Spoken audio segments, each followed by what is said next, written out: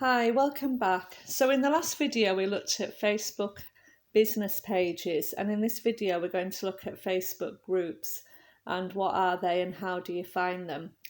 So a group is a place, it's a place where people come together with similar interests or hobbies about what the group's about.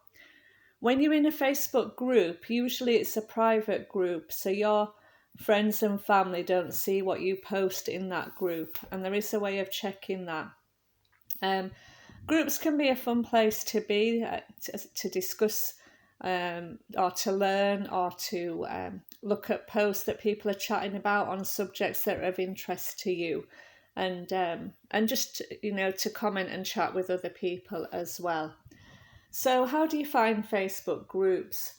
Well, let's say we'll click on the search button.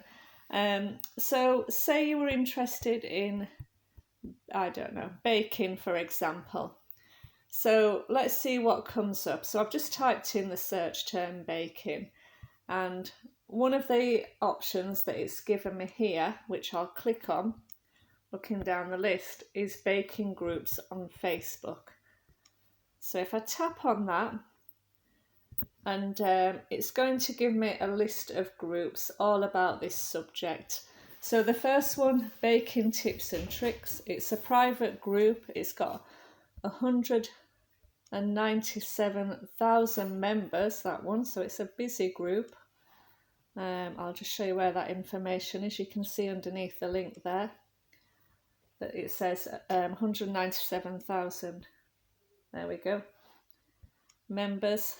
And the next one down is Home Baking Banter, cooking and baking recipes. So we've got a couple of options here. We can tap on join to join a group. I've just tapped on that one accidentally, and you can see it says pending, and then I will be allowed in at some point. So we can tap on there and join, or we can tap on and find out more about a particular group.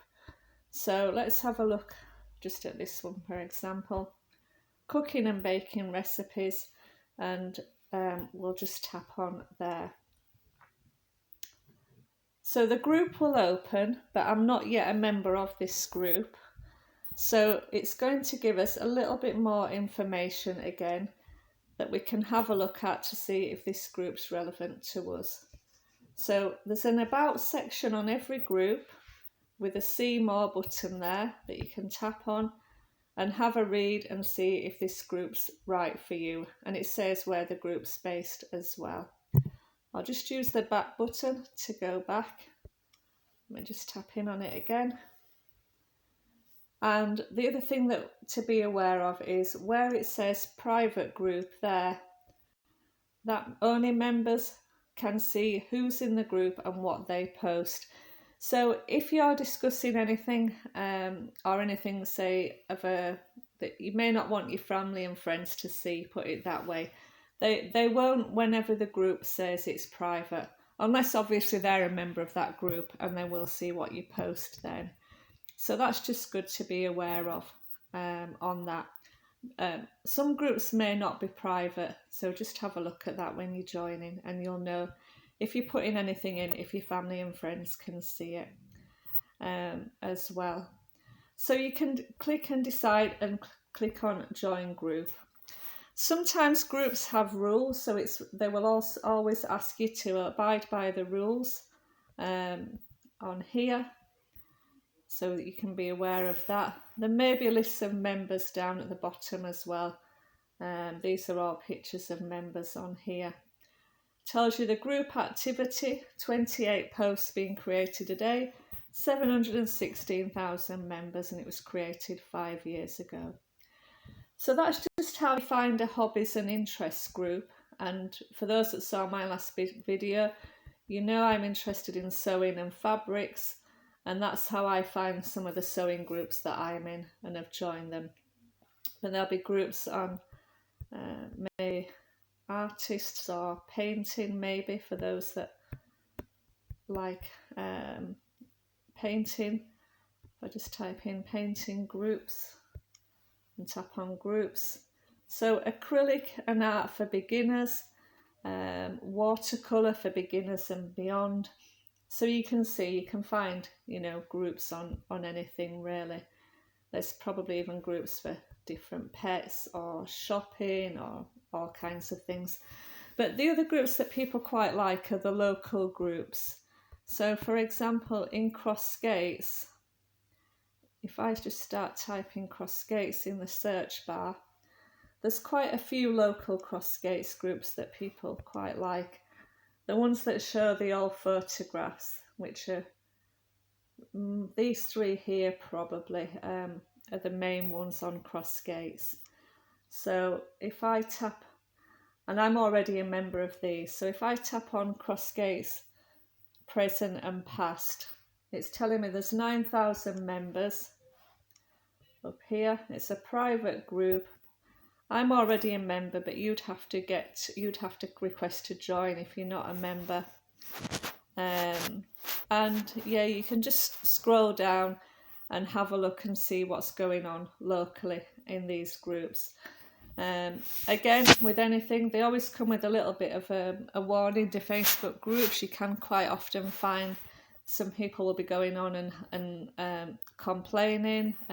Some people can get a little bit argumentative with each other, but all groups have an admin that's meant to control that.